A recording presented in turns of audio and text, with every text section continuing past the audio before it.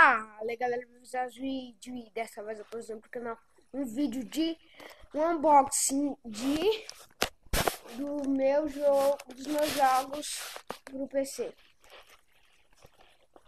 Esse jogo eu não sei qual que é, mas eu comprei, eu lembro que foi o Splinter alguma coisa.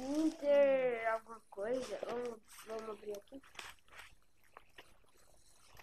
Do outro lado. Tô com a tesourinha minha. Pronto,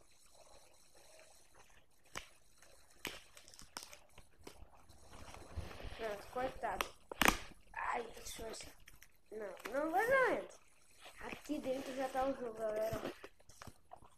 Deixa eu colocar aqui dentro. Aí vamos puxar. Olha ele aqui.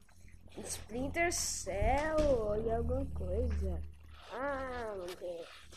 Calma aí, deixa eu clicar aqui na tela. Eu não sei onde parou. Aqui, ó. Splinter Cell.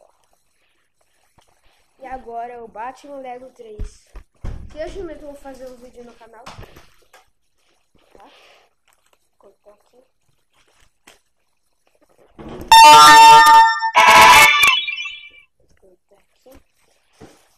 E aqui já tô vendo. Puxa. É o Batman atrás. Total. Ó, aqui, galera. Pra vocês verem. E atrás. E ele é totalmente em português, com as vozes de Rafael Infante e Marcos Veras. Eu vou fazer um vídeo dos dois no canal, tá, galera? E esse jogo precisa de internet, tá bom, pessoal?